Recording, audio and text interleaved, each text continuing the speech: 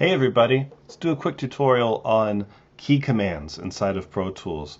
If you're not familiar with the way the key commands work inside of Pro Tools, this is a huge way to increase your speed and just general workflow inside the application. There's a couple real basic things you need to understand. And the first one is what keyboard focus is. If you've never used keyboard focus, it's not difficult. You just got to know what to look for when you start doing your edits, right? So keyboard focus, there's a lot of different places you can focus the keyboard. I always focus mine in the edit screen. You can tell mine is focused in the edit screen because of this AZ button right here, right? So that allows me to focus my keyboard commands right here inside of the edits. There's other places you can put it. You'll notice as you kind of begin looking around Pro Tools, there's one over here in the groups. I never change it, honestly. I keep it in the edit window and it makes things a whole lot faster. The bonus to keyboard focus is it shortens the key commands. So oftentimes you'd have to put a modifier in front of it, shift command option, those different things. You no longer have to do, well, certain things you do, but it removes a whole lot of them and simplifies your edit functions. So if you don't know what your modifiers do, let's do that really quickly and get this out of the way. So the easiest way for me to show you how modifiers work is to have a bunch of tracks. So if I would like to make an individualized selection, right? So I want to select this first track, the third track, and the fifth track. I did that by holding Command, right? So, and I can individually add or remove things from selection. That's the easiest way to think about Command as a general rule. Shift allows you to make broader selections, right? So if I want to select from the first track to the fourth track, I would hold Shift, right? So that allows me to go from here to here. Just that easy. That's the easiest way to understand, for me at least, Shift and Command. Outside of that, you have things like Option. Option means all or it means opposite.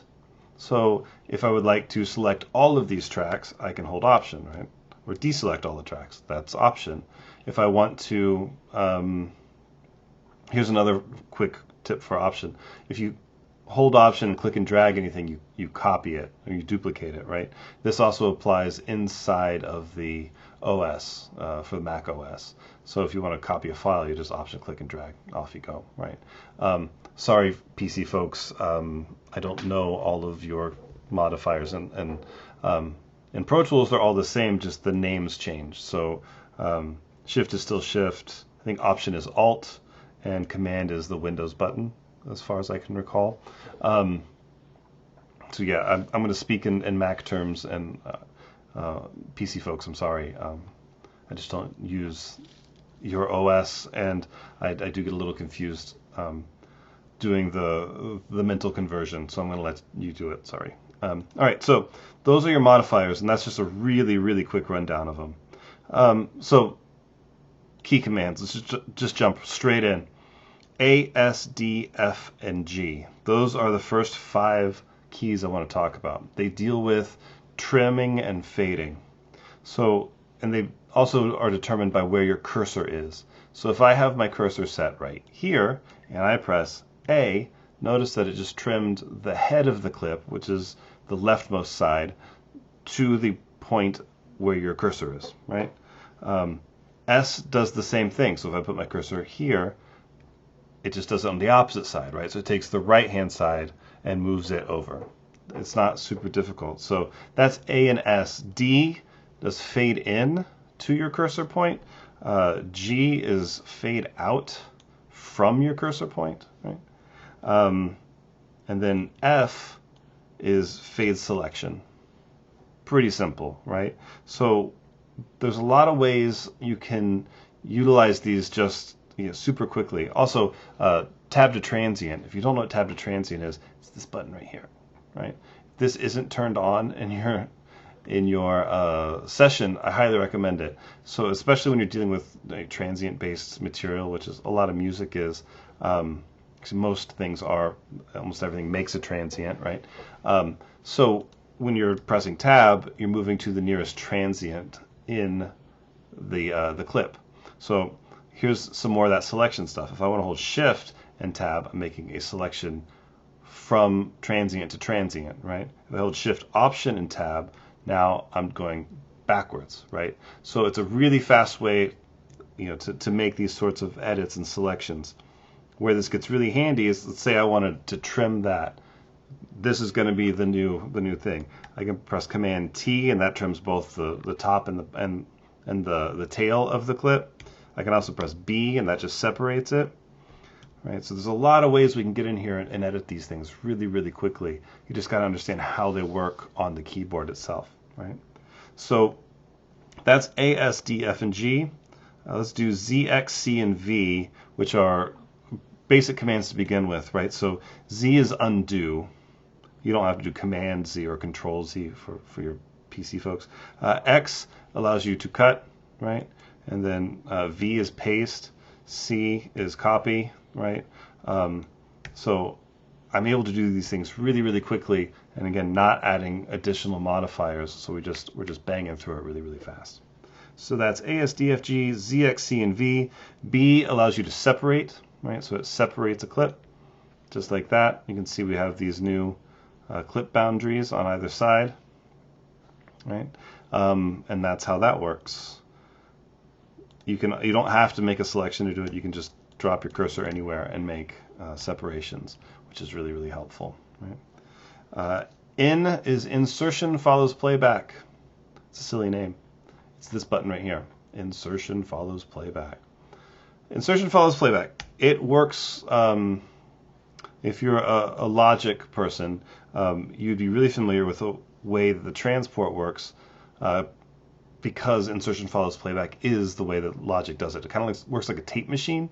So if I press play, this thing moves forward, and if I press stop, notice my cursor is right where I stopped, right? So if I press play again, it's going to keep playing from where that cursor was, right? Hopefully that makes sense.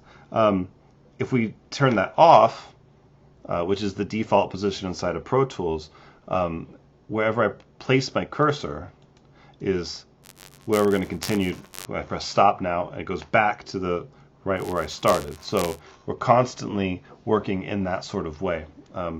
This is, like I said, native behavior to Pro Tools. So the whole insertion follows playback thing, at least a lot of Pro Tools folks, feels really foreign unless you're naturally kind of a logic sort of person, in which case just turn it on. It's in.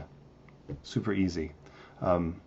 It gets turned off and on a lot for me accidentally because it's where my finger always seems to hit when I press the space bar. So I had to learn that one the hard way. All right, so M through question mark. These are nudge values. So if you've never used nudge before, don't worry about it. Nudge is this little guy right here, so you can set your nudge value. Mine is currently set to an 1/8 note, right? So we can set any sort of value here. Mine happens to follow the main time scale, so if I were to change to minutes and seconds, this now follows and has a different value, right?